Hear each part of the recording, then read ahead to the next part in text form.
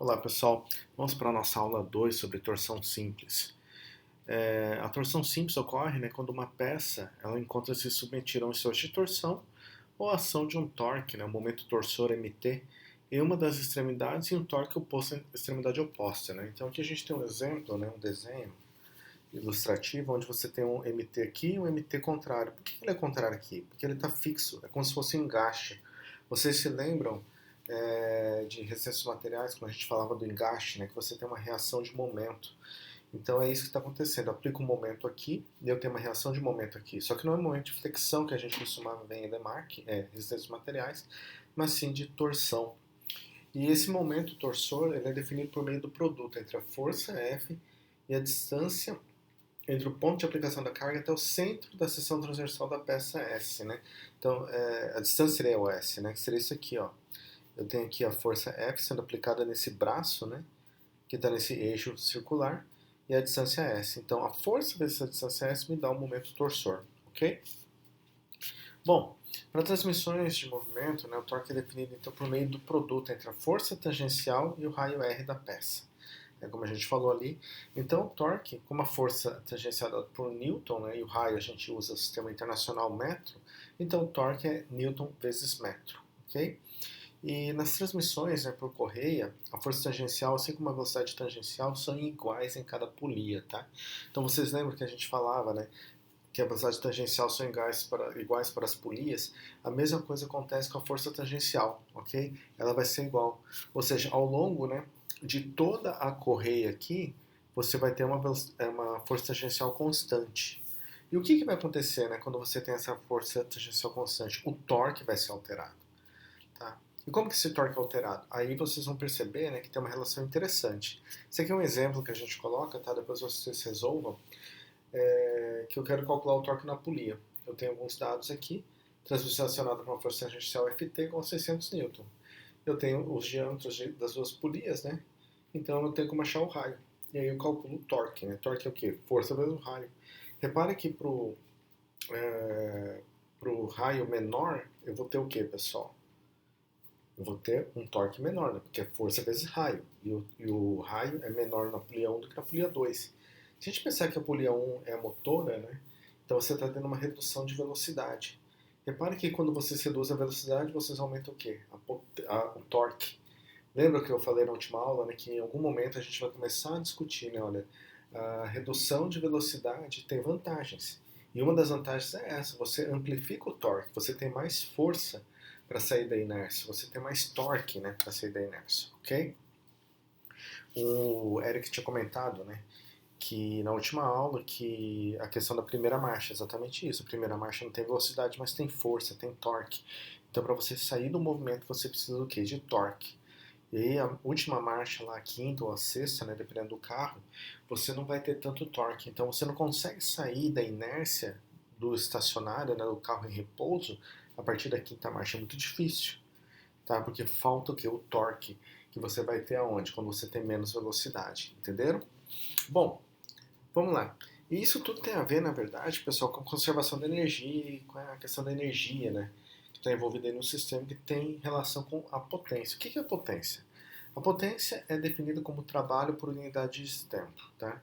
Então, eu tenho ali o trabalho sendo executado por um dado tempo e isso me dá potência. E o que é o trabalho, O trabalho é dado pela força vezes a distância, tá? Então, quando eu olho aqui para o caso, da, eu posso fazer uma simplificação aqui, olha. Se a minha potência, é trabalho sobre tempo, e eu tenho que a força, vezes o deslocamento é trabalho, então força sobre deslocamento sobre tempo é igual a potência. Mas o S sobre T, que é deslocamento pelo tempo, é o que? É velocidade. Então o que eu posso achar aqui de simplificação no meu sistema de transmissão? Que a potência é dada pelo produto de força tangencial vezes velocidade tangencial, tá? Vocês lembram que a gente tinha acabado de comentar que a velocidade tangencial é comum para todo mundo? Lembra? Para a polia 1, para a polia 2, para a correia? E a força tangencial também é? O que isso indica, pessoal? Que a potência é constante. A energia, a potência dentro do sistema é a mesma, ela não se altera, tá bom? Então, assim, eu não consigo amplificar a potência é dada.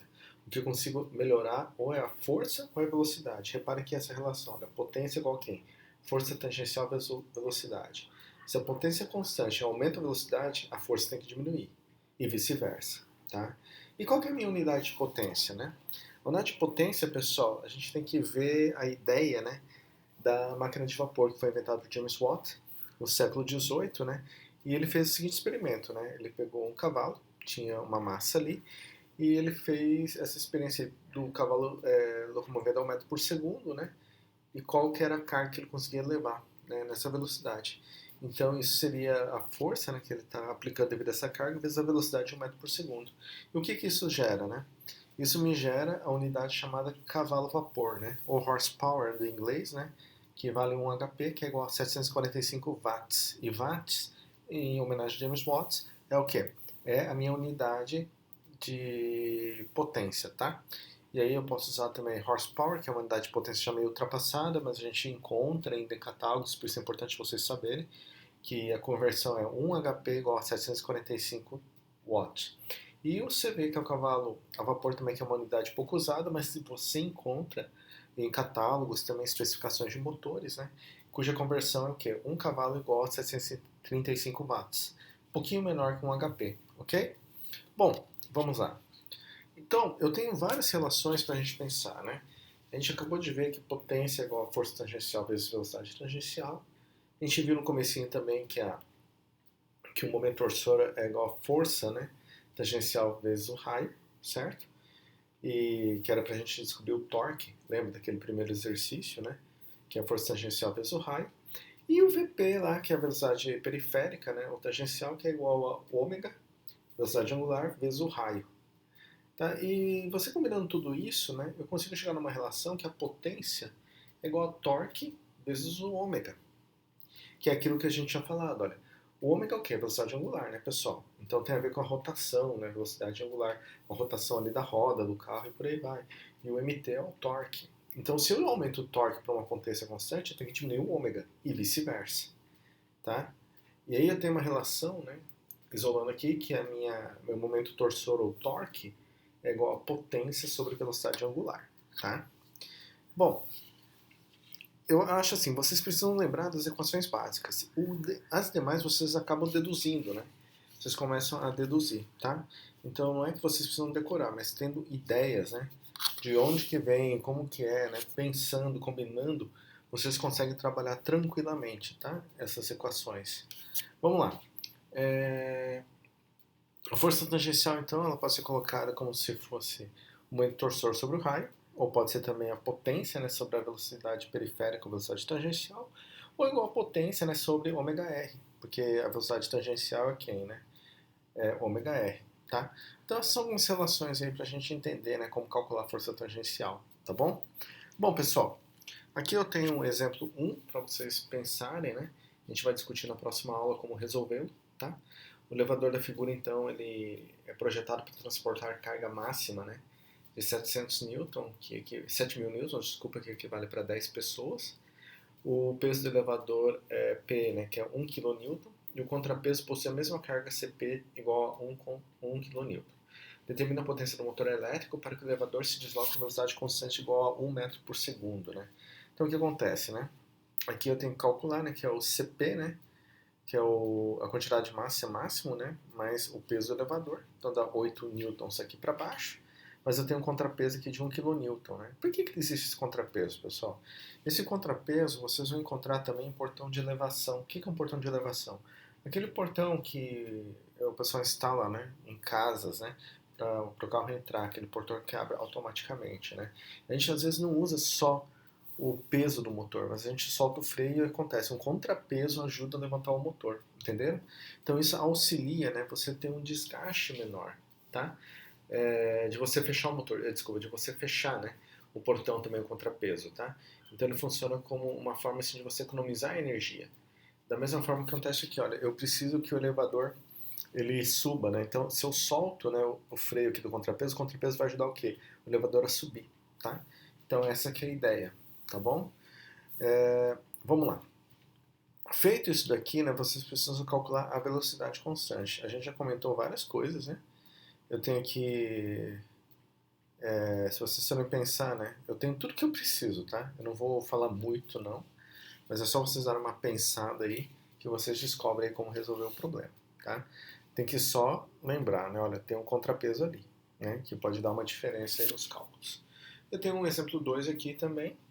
Eu tenho aqui um servente pedreiro, né, ele está erguendo uma lata. O servente pedreiro está aqui, né, está erguendo uma lata de concreto de 20 quilos, né, a uma altura de 8 metros. Né? E o tempo que ele leva, né, para essa lata subir até lá é 8 segundos.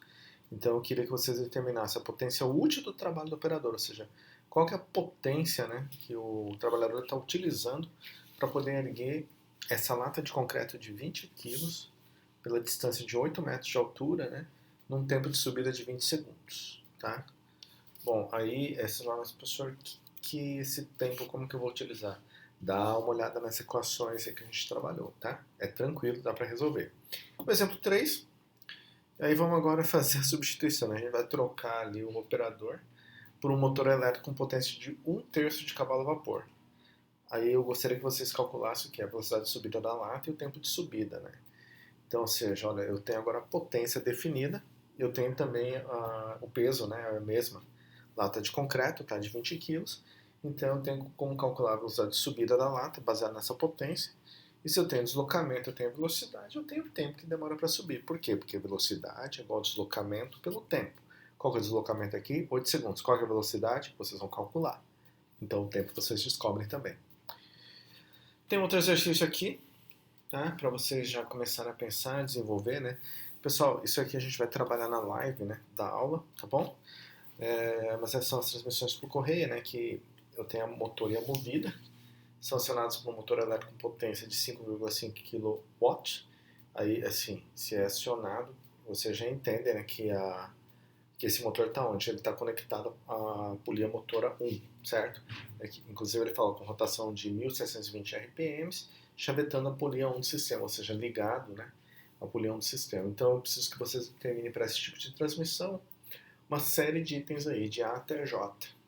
Velocidade angular da polia 1, frequência da polia 1, torque da polia 1. Parece que é muita coisa, né, pessoal? Mas vocês lembram, né, que uma coisa puxa a outra, né? Tá? Se eu tenho o N, a rotação, eu acho frequência, acho período, né? Acho velocidade angular, lembram? Né? É possível encontrar vários elementos aí, tá bom? E aí depois é só vocês trabalharem os conceitos, porque eu tenho a potência. Se eu tenho a potência, eu consigo achar torque, consigo achar velocidade, força tangencial e por aí vai, né? Baseado em quê, pessoal? Baseado no diâmetro, né, das polias, tá bom? Então são uma série de elementos, né? Velocidade angular, frequência e torque para ambas as polias e a relação de transmissão, que a gente também aprendeu na última aula, né? E a velocidade periférica da transmissão também, tá? E a força tangencial da transmissão. Pergunta, né? Velocidade periférica da transmissão e força tangencial da transmissão está colocada ali de forma geral, mas não era para calcular para cada polia? Dê uma pensada nessa pergunta, né? Eu espero que vocês cheguem à conclusão aí correta, tá bom? E por fim, não, ainda tem mais um exercício, né? Tem esse exercício aqui, que é a transmissão por engrenagens, né? Que é acionado por meio do peão número 1, acoplado ao motor elétrico com potência de 15 kW, ou seja, uma potência de 20 cavalos, 20 CV. A rotação é 2.000 RPM. E as características dessas engrenagens são o quê? Né? A Z1 tem 24 dentes e a Z2 73 dentes. O módulo é 4 milímetros.